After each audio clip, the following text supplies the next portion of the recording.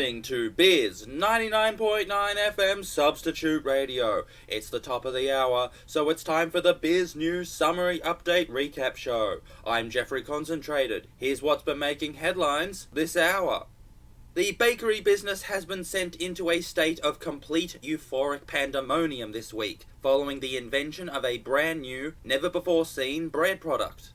The inventors have said that it will revolutionize the way that baked goods are made and sold, transforming the industry. It involves taking a traditional loaf of bread, which you would normally pull apart with your hands or eat directly, but instead, by using a specially designed knife, the loaf is cut across. This results in the loaf being turned into a collection of a dozen or so slices of the bread, each one having a border of the outer crust and the inner flesh in the middle.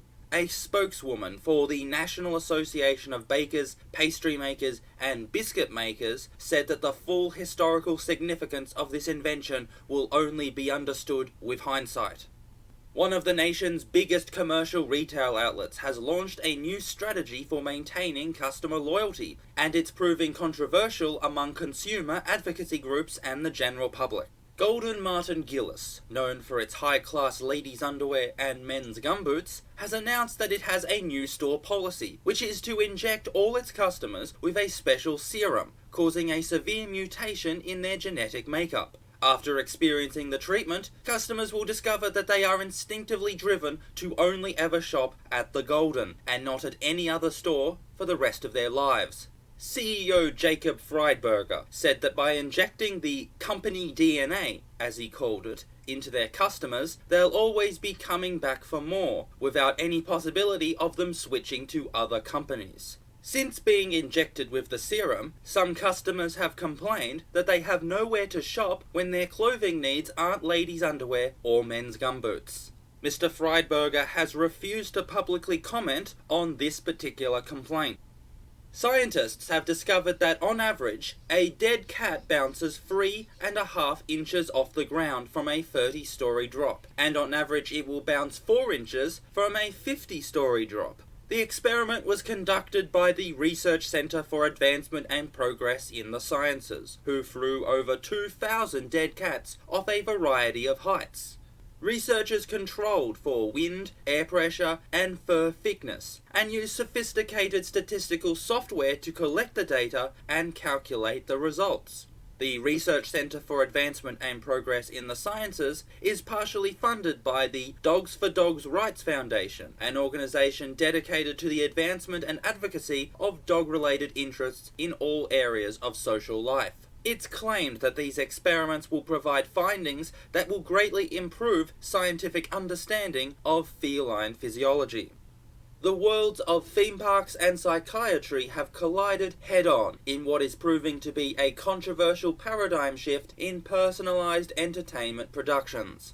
Enchantment and Mystery World was already infamous for being a very unorthodox and surprising theme park, far different from the joy and delight of most other of its kind. All of its most well-known rides seek to explore passengers' emotions, expectations, and perceptions in order to create unique, meaningful, and unfamiliar experiences. This has gone one step further now, with the installation of a new roller coaster which can alter the passengers' emotions, making them feel happy, sad, angry, and a range of other emotions through the course of the ride. Enchantment and Mystery World Managing Director Nandi Patterson said that this new ride will help passengers explore their emotional fluctuations like never before. The ride, which will be open to the general public in 2 weeks' time, hasn't yet been given a name, and Miss Patterson has confirmed that they are open to suggestions from the public. A scuffle broke out last night at a major inner-city restaurant, resulting in furniture being destroyed, food flying every which way, and the police getting called. This was at the Harmonic Depot, famous for its salted blueberry and pickled plum cookies, during the busy dinner rush. It all started at 7:14 p.m, when a group of 8 people, all of whom were of skeleton appearance, demanded to be seated, despite not having made a reservation. But rather than complying with the directions from waiting staff and going to the designated room to wait for a spare table to open up, they walked straight into the eating area and scattered as individuals across the floor. Each individual proceeded to interfere with numerous patrons, including sitting in vacant seats, grabbing unguarded food, and knocking wine glasses onto the floor. At one point, one of the patrons stood up and yelled at the group, saying, "We're having a special party tonight and you're ruining it," only for him to be bombarded by various food items. Police have confirmed that the group of skeletons are known to them, and they will be launching a full investigation into the incident.